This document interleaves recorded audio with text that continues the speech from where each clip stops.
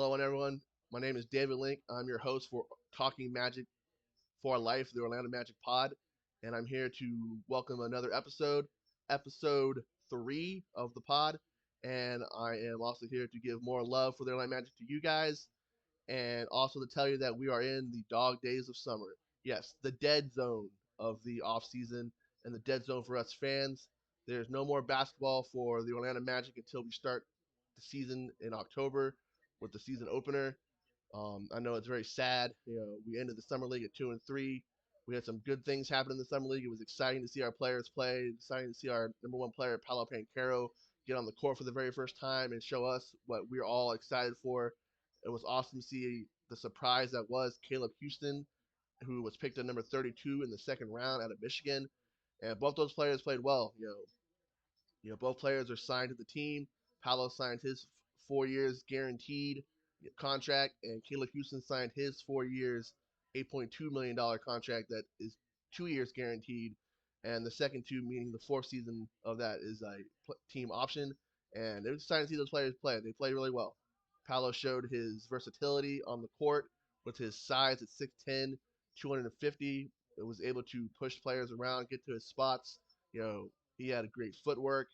He had the ability to get down in the basket and work his way and get to the line, which one of the greatest things he can do was get to the line. Our team was one of the worst teams in the NBA last year with getting to the free throw line and shooting free throws.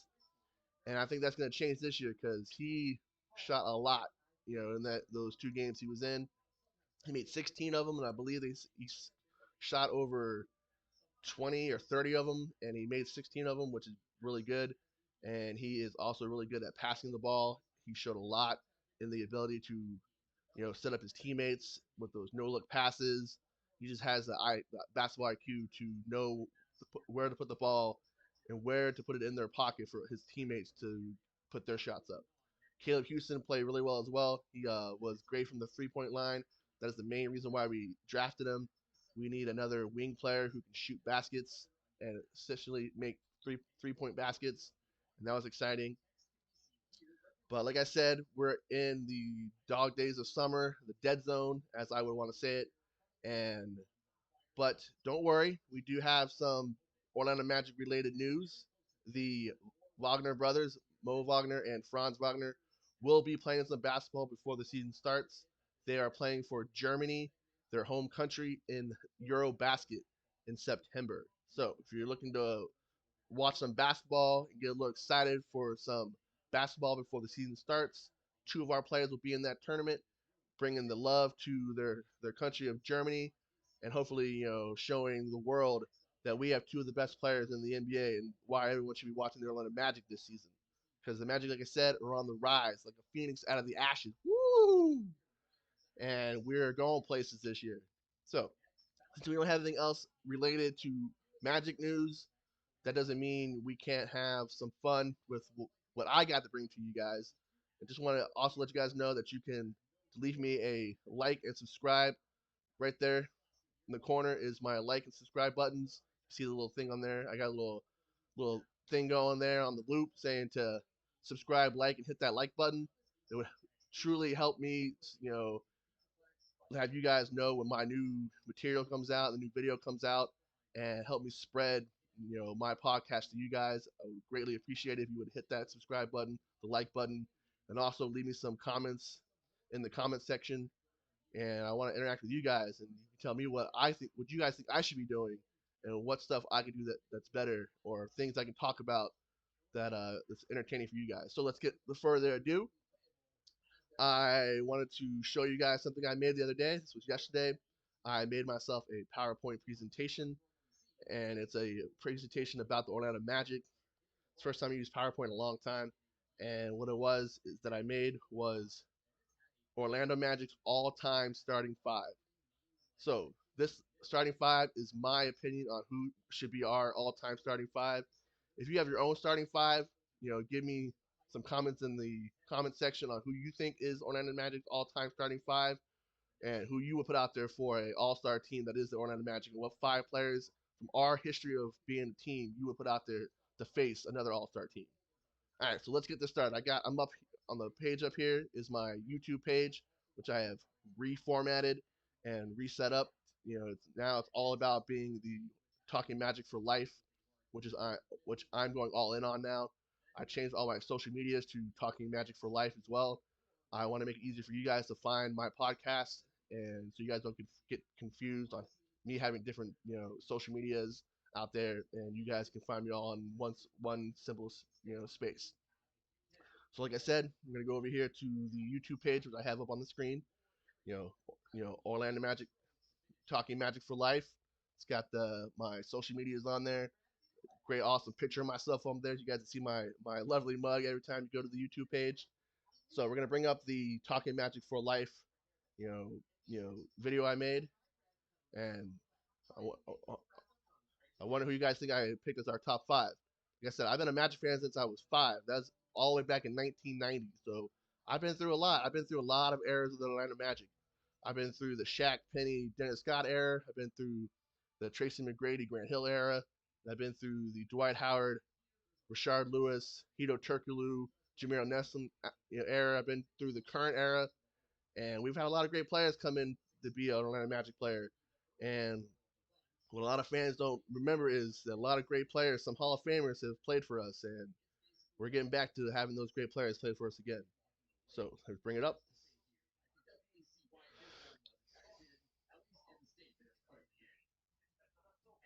All right, so I have audio on this, so I'm gonna let the audio play while we watch the video. I want to get you guys' comments in the comment section on if you think that my starting five is a good starting five, or who you think would be your starting five. So let's hit it up.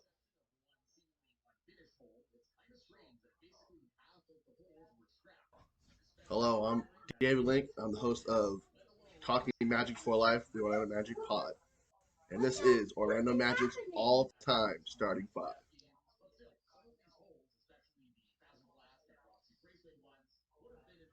Starting center, Shaquille O'Neal.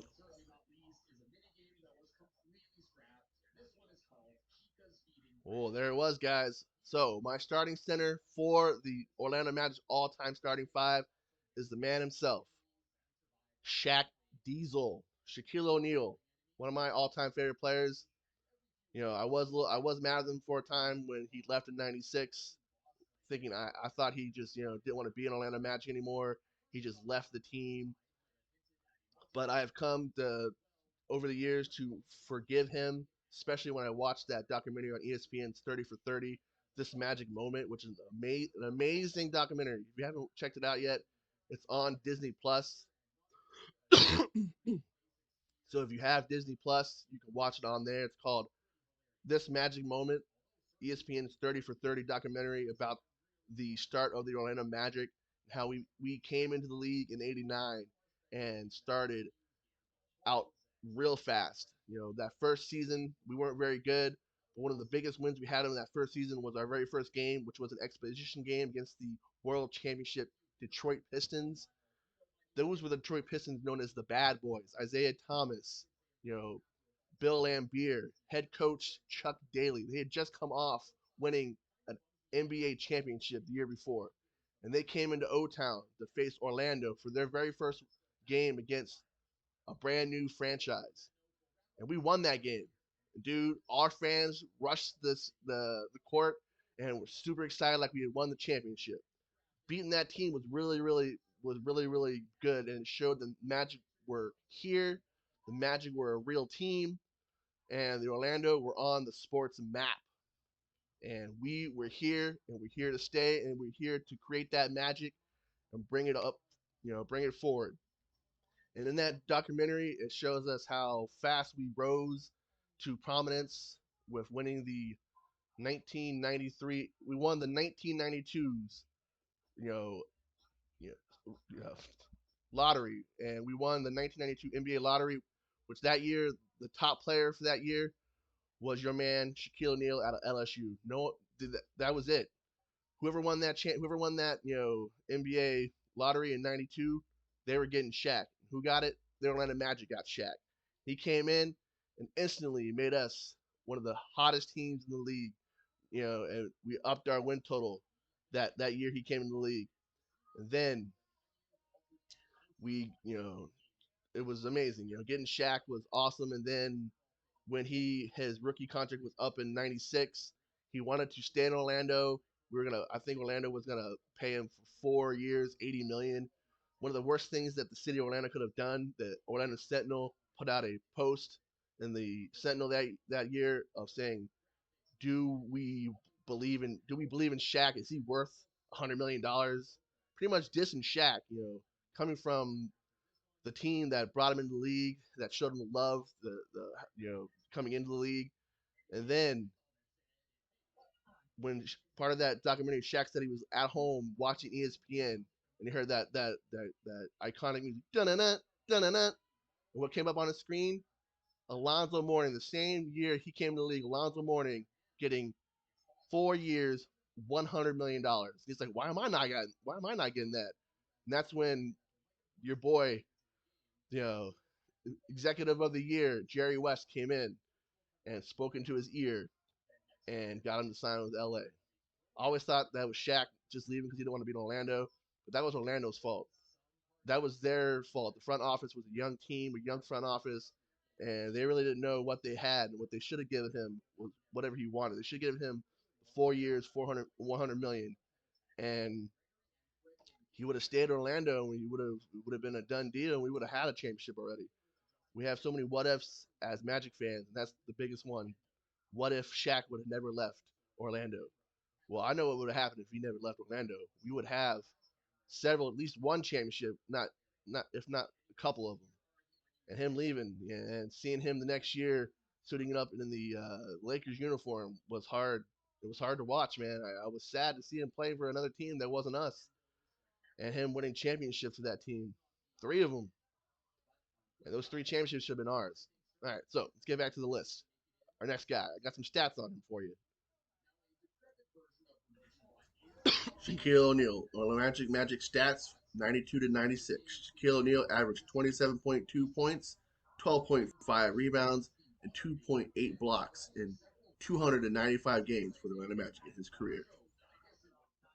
Now, that's some pretty good stats. Like other me said, Shaquille O'Neal averaged 27.2 points, 12.5 rebounds, 2.8 blocks in 295 games for the Orlando Magic in his career. That's a pretty good, stat line. And the Shaq that we had in Orlando wasn't the Shaq that was in LA. Orlando Magic Shaquille O'Neal was a whole nother beast of a man. He was a lean, mean, athletic machine. He didn't have the power. He had the power, but he wasn't just pushing people around like he did in L.A. No, he had that finesse. He was a player who can take the ball up the floor like a guard and run the floor from one end to the other and put up a shot, put up a layup, set up his teammates. He was a bad man when he played for Orlando. He was lean. He was athletic. He was fast. He was strong, and he made our team one of the best teams that was in the '90s. When we had him, we were a team that players wanted to come to. Players wanted to come to. Free agents wanted to play for. They knew that they could, hook up on, Shaq, and we'd be winning championships and starting of a dynasty.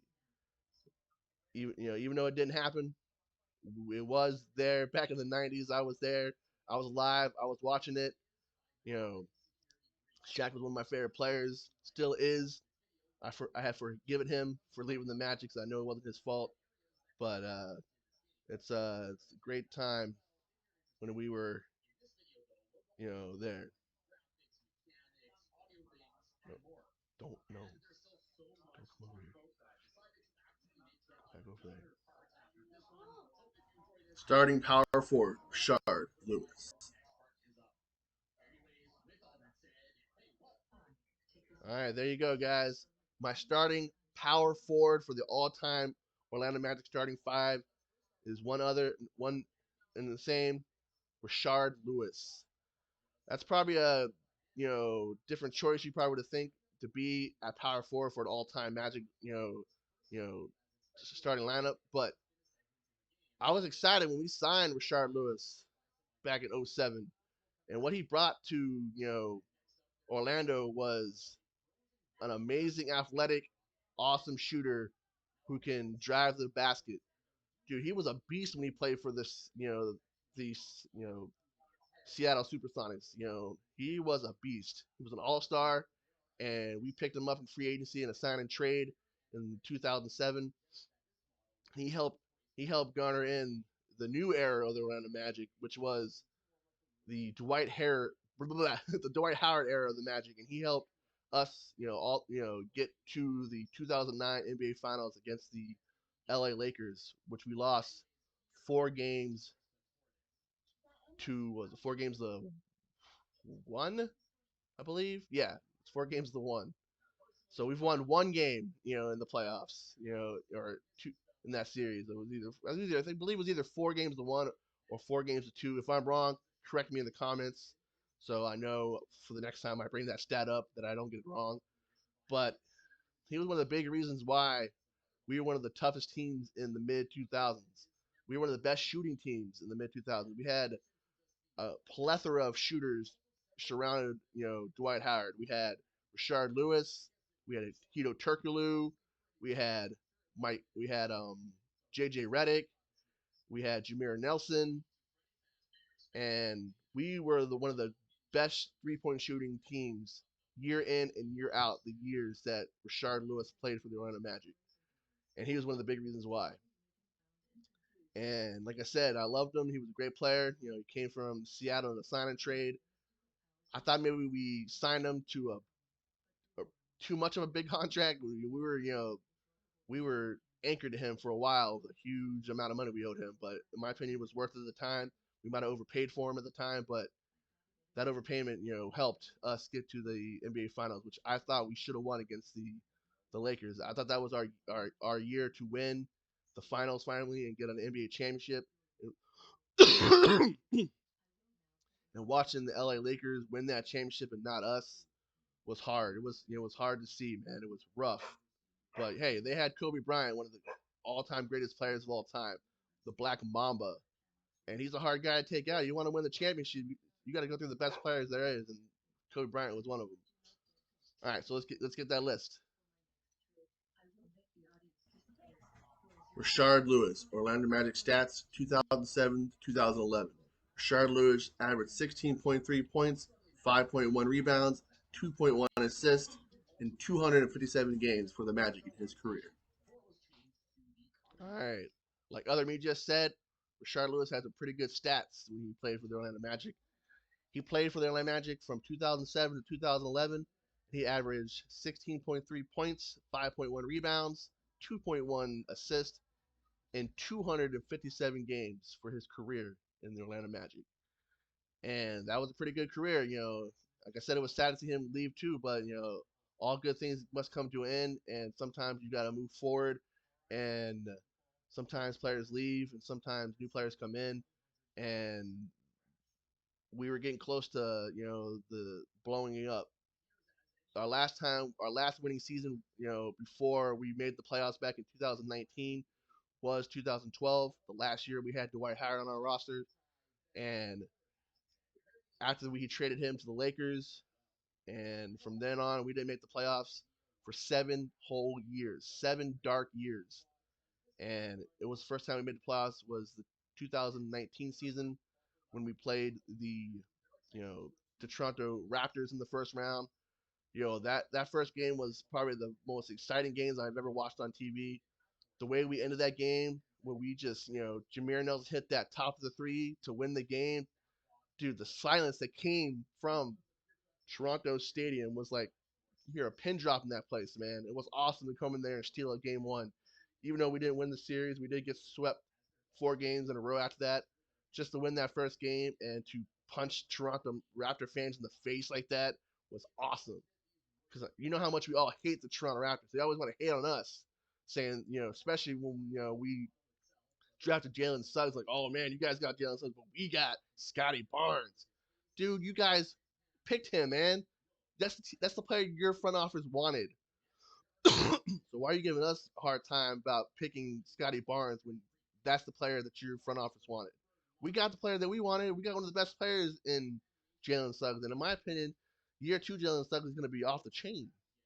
Year two Jalen Suggs is going to be a man on a mission, a man who's going to tear up the NBA in year two. And it showed when he came back from injury how awesome he was. He's already the best, one of the best defenders in the league. He's not going to be one of the best defenders and offensive players, and going to be a great year two step up player. All right, further ado, back to the list. Oh, we got more people.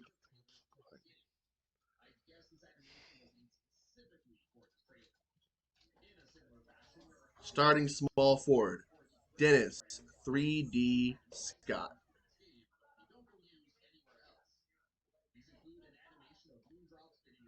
All right, there it was, guys. My starting small forward is the man, the myth, the legend, Dennis 3D Scott. He was our third draft pick, you know, coming out. He was drafted in 1990. Well, actually, no, he was our second draft pick in 1990, I believe. But he came in, and from right off the get go, he was our go to shooter from the 3 point land. When we needed those shots from three, we went to Dennis Scott. He hit a lot of clutch threes for Orlando. He hit a lot of good threes in Orlando, and he played a pretty good amount of games for Orlando. He was in Orlando for a long time. He played for Orlando Magic from 1990 to 1997, and we haven't had too many players like that.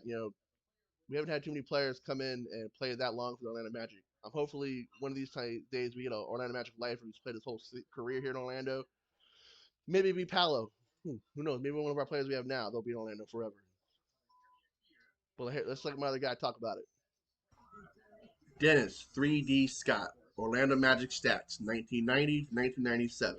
Dennis Scott averaged 14.8 points, 3.1 rebounds, and 2.3 assists in 446 games for the Magic in his career. So like my other guy, like other me said, Dennis Scott was a great player for us. He played from 1990 to 1997. He averaged 14.8 points, 3.1 assists, 3, 3.1 rebounds, 2.3 assists in 446 games for Orlando in his career. That's pretty good. And he's one of the all-time greats. I'm waiting to see him get added to Orlando Magic's Hall of Fame, and they definitely need to, in my opinion, our organization needs to start, retiring numbers. And his number 3, should be one of those one of those numbers they should retire. For some reason, our front office and our ownership don't want to retire numbers. We only have one retired number in the rafters, and that's number 6 for us fans because we're the sixth man. But come on, man. There's legends in this team. Yeah, we have a Hall of Fame, but we should also have retired, you know, jerseys in the rafters like most teams do. Hopefully they change that soon. Don't think they will anytime soon, but I hope they will in my lifetime. So let's get the list rolling.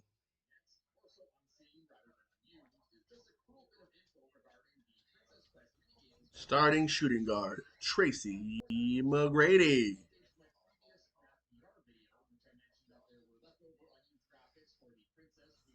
Tracy McGrady, Orlando Magic stats, 2000 2004. Tracy McGrady averaged 28.1 points, 7.0 rebounds, 5.2 assists in 295 games for the Magic in his career. And there you have it. Our starting shooting guard for the Orlando Magic's all-time starting five, Tracy McGrady. Ooh, Tracy McGrady, man. That man was a bucket. That man was one of the greatest scorers in NBA history. He won the scoring, title 3 times, 3 out of the 4 years he played for the Orlando Magic. He was the top scorer in the NBA. And the stats, don't lie. They showed, that man was a man to be reckoned with. He was one of my all-time favorite players. I have several of his jerseys, still today that I had back when he played for the team. And I remember when we were playing the Detroit Pistons in that '03, playoffs that we should have won when we went up 4 games to 1. 4 games to 1. That when we went up 4 games to 1, I went to school that next day and was talking to one of my friends at the time, who was a big Detroit Pistons fan. I'm like, yo, we got this, yo. No way is Detroit coming back and beating us. We're up 4 games to 1. That ain't happening. Man, well, I spoke too soon because the Detroit Pistons came back and shut us up, man. They won 4 games to 3. So we were up 3-1. I'm like, yo, we got this 3-1. We got it in the bag. And what did the Magic do? Again in the playoffs, they fell apart and lost. You know, 3 games in a row to lose that series to the Detroit Pistons, who would eventually go on to be a NBA champion. You know, and because they had some good players, they had a former player on that roster as well. They used to play for the Magic. That's Ben Wallace, who's one of the all-time greatest defenders in the league history. They also had Richard Hamilton, one of the best offensive players and spot-up shooters. They had Chauncey Billups, one of the greatest point guards in the league at the time, who also played for the Orlando Magic. We had Chauncey Billups the year before he went to Detroit. He played for the Orlando Magic, but that year we had him, he was injured the entire season, and we didn't even get to see what he was made of. There's a what if right there. What if Chauncey Billups played a a minute for Orlando, wasn't injured when we had him? Would he have been the Chauncey Billups of the Pistons for the Orlando Magic? Probably. He probably would have been the same Chauncey Billups just in a Magic jersey and not a Pistons jersey. Like I said, the history of Orlando Magic have a lot of what ifs, and I'm tired of the what if. I want the guarantees, the wins. The what ifs are not fun to look back on and to have conversations about. And there's one of them right there, Chauncey Billups. What if he wasn't injured when we acquired him? What if he played for Orlando? What if he was Chauncey Billups from Pistons before Orlando Magic? We'll never know. But what are you gonna do? Like my other guy said, Tracy McGrady averaged 28.1 points, 7.0 rebounds, 5.2 assists in 295 games in his Orlando Magic career. And he was one of the all-time greatest players to play for the Orlando Magic and to play in the NBA. He is currently a Hall of Famer, one of the greatest scorers, one of the most athletic players ever, and we got 4 awesome years of Tracy McGrady. I wish we would have gotten more. I really wanted to see him play with Dwight Howard. The what if Dwight Howard and Tracy McGrady had played together? What if we would have had Tracy McGrady, Dwight Howard, and Grant Hill all play together? What if Grant Hill was healthy? What if we would have gotten Grant Hill, all those prime years he played in Detroit, and he was, when he came to Orlando, he was always injured. He had some pretty good seasons. He did average one year when he averaged 19 a game, but he was never fully healthy. He was never fully the Grant Hill that was, the player who played for the Detroit Pistons and the player who came out of Duke, who won back-to-back championships with Duke. And like I said, more what ifs. What if Grant Hill was, healthy? What if Tracy McGrady didn't want to leave and wanted to, and played with Dwight Howard? I blame the reason why Tracy McGrady left on John Weisbrod, who was our current GM at the time. I don't know who in the front office and who in the Magic organization decided to hire a former hockey GM to run a basketball team. That alone was stupid. But you don't come in and piss off the team's best player, which is Tracy McGrady, and alienate him. What's that gonna get you? That's gonna get you a player who doesn't want to be there anymore because of management and the Magic, once again, still being a young team, don't learn from their old mistakes. You don't piss off your best player, man. You make your best player happy. You give them whatever they need to win basketball games, to feel that you're an organization who's trying to win basketball games, trying to have a winning culture. Because if you don't have that winning culture, you don't have your top players. This league is driven by superstar players, and their supporting cast. And we've had several superstar players on our team, and we never gave them what they needed to be the best they could be and to give them a supporting cast because our front office always wanted to drop the ball. And the Magic dropped the ball when they hired John Weisbrod and brought him in as a general manager. He just pissed off Tracy McGrady said, peace out. I don't want to be here no more. Trade me, get me out of here. And it was sad to see him leave. We did get 4 awesome years of him, and he would still one of my all-time greatest players, and still an Orlando Magic Hall of Famer in my book, and he's a Hall of Famer in real life. And I miss the guy. Wish he would have played longer for us. We never know what could have been if he would have kept going. Like I said, when Shaq left, he probably would have brought in us championships. If we would have played with Dwight Howard. But those are the what ifs. We got a lot of them. Let's continue on my list.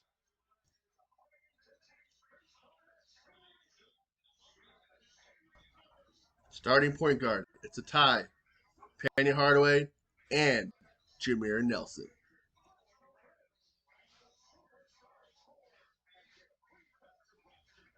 Penny Hardaway, Orlando Magic stats 93 to 1999.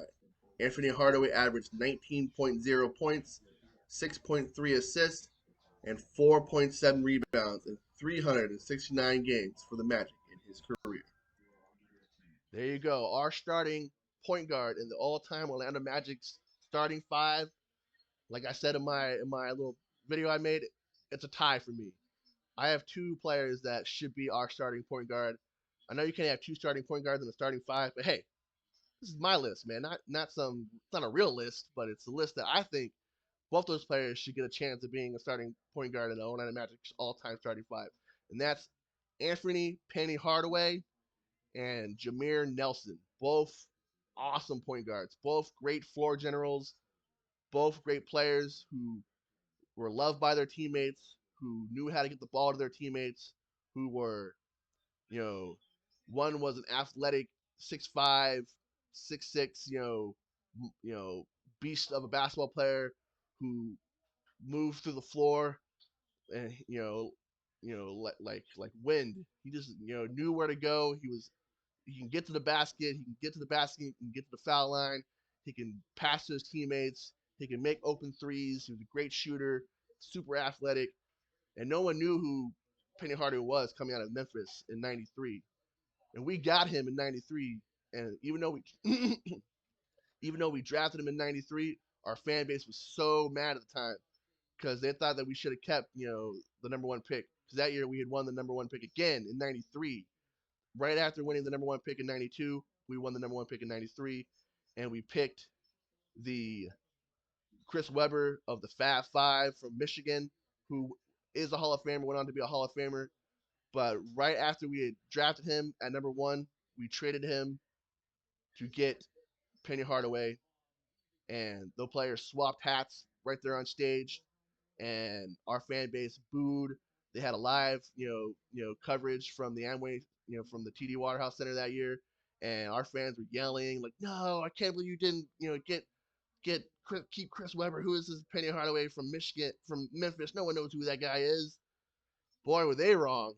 When he got to O Town and put on the pinstripes and started playing basketball, that just made the Orlando Magic even more of a big thing.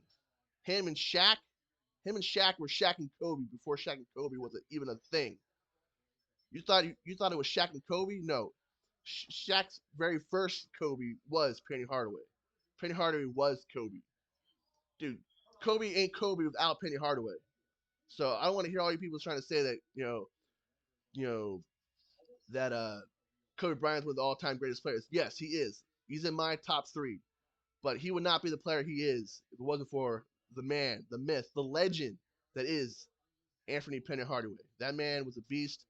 Another what if? What if he didn't hurt his knee in '97 to start the season off? He would have been he would have gone down as one of the all-time greatest, point guards, and he still is, in my opinion, one of the all-time greatest point guards ever played in the NBA. And his stats would have been off the charts, and he would have won a championship if he would have never gotten hurt. He had the weight of a franchise on his shoulders after Shaq left, and it all came tumbling down on him, and he got injured. He could never get himself right after the injury, and then we traded him after the '99 season, and he just wasn't the same when he hurt his knee in '97, and he chalked it up to being, in my opinion, he just had too much on his shoulders, man. He lost his partner in crime in Shaq, and he didn't know what to do. He did some bad things. He's one of the big reasons why we we got our coach was fired that year was because of Penny Hardaway. He got all the other players together and had a player revolt, and he just couldn't hold the team up anymore after Shaq left and getting injured. And but still, He's one of the all-time greatest players to ever play in the NBA.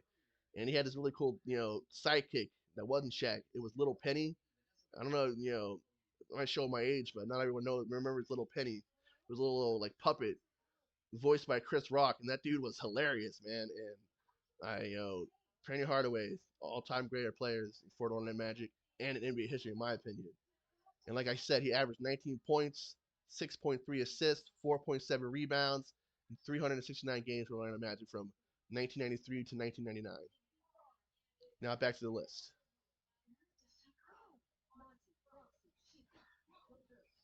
Jameer Nelson, Orlando Magic stats, 2004 to 2014. Jameer Nelson averaged 12.6 points, 5.4 assists, 3.1 rebounds, and 651 games for the Magic in his career. All right, so the second guy who I think is the starting point guard for my Orlando Magic all-time starting five is one of my all-time favorite players, Jameer Nelson. Jameer Nelson was an amazing player, out of St. Joseph's, University. He was picked at number 10, and we got the rights for him, from the 76ers. I believe it was the 76ers at the time. And he came in, and he was the new dynamic duo paired with Dwight Howard. Him and Dwight Howard became best friends on the team, and their 1-2 punch of a big man and a point guard was awesome for the Orlando Magic. He is one of the longest Orlando Magic tenured players. He spent 10 seasons for the Orlando Magic from 2004 to 2014, and he is top 10 in a lot of Orlando Magic statistics categories. Top 10 in assists, top 10 in points, top 10 in minutes played, top 10 in games played.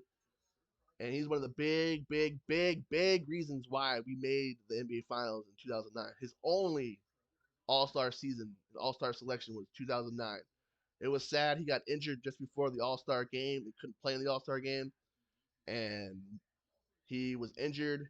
He got voted in, one and only All-Star appearance, but wasn't able to play. When he went down, we brought in Rafer Alston to run the point, and he helped our team, in his absence, to help us get us to the NBA Finals as well. One of the big things I thought the Orlando Magic staff did wrong was bring back Jameer Nelson too quickly off the bench. They should have had him come off the bench. They should, when we played in the playoffs that year, it should have been Rafer Alston playing it. And, yeah, Jameer Nelson was healthy, but he really wasn't the Jameer Nelson who had just made the All Star team before he got hurt. And Rafer Alston had earned his playing time to be the starter, and he had the groove of the team, and bringing in Jameer Nelson off the bench and making the starter messed up our flow in the playoffs. Don't get me wrong, I love Jameer Nelson, but bringing him back too soon and messing up the flow of the team was a bad move by the coaching staff at the time, and in my opinion, it hurt us in the playoffs. And but hey, that was then. We're talking about the Atlanta Magic now. You know, it's what whatever. But like I said, Jameer Nelson, one of my all-time greatest players. I have his jersey. I met Jameer Nelson once when I worked at Disney World. He came to my booth I was at in Fantasyland, and I told him how much I missed him in Orlando, how much he was one of my all-time greatest players. He's such an awesome dude. He was there with his family. He ordered something from me, and he was really nice. He's just a really cool dude, and it was awesome to meet him in person and tell him that he was one of my favorite players, and that I wish he could have been Orlando Magic for life. And he said thank you. I shook his hand, and he went on his merry way. It was a pretty cool experience. Like I said, our starting point guard in my all-time starting five is a tie between Penny Hardaway and Jameer Nelson.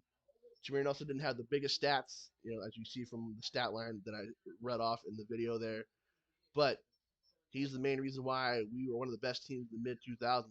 We didn't have Jameer Nelson, there would be no Dwight Howard. And that's what Dwight Howard forgets when he wanted to throw the organization under the bus when he wanted out of Orlando, throwing Jameer Nelson under the bus, throwing Orlando under the bus, saying that we didn't give him enough to win a championships. What are you talking about, dude? We gave you the front office gave you some of the best shooters in the league around you. If you got stuck down low, you just had to push it out to the outside shooter, and they would just drain threes for you. Made your life so easy. So for you to just diss Orlando like that and throw one of your best friends under the bus was ridiculous. I've forgiven you a little bit over the last few years, and I'm not harping on it too much anymore. But it was pretty douche move on your part, in my opinion, when you left. And if it wasn't for Jameer Nelson, you wouldn't have been as good as my opinion.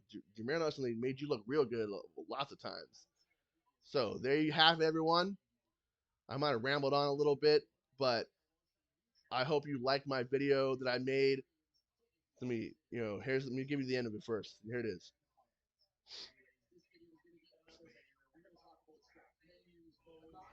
Thank you. This was a Talking Magic for Life production. Ah, it was a Talking Magic for Life production. So I hope you liked my video on Derek Jeter on the all-time greatest.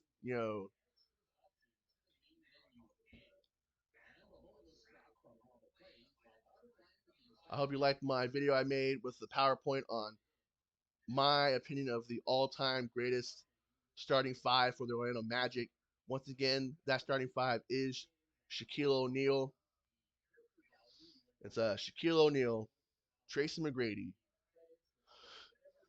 Dennis Scott, and Jameer Nelson and Penny Hardaway. So, did you like my starting five? Let me know who you think should be the starting five of the all-time greatest starting five for the Orlando Magic in the comments. And please remember to like, subscribe, and hit that notification button to get all the updates for future episodes or future videos that I put out on the page. And thank you again. My name is David Link. This was Talking Magic for Life and Orlando Magic Pod. Oh, also follow me on social media on Instagram at Talking Magic for Life, and then on Twitter as well, ORL Magic for Life 89. And again, thank you for watching Talking Magic for Life, Orlando Magic Pod.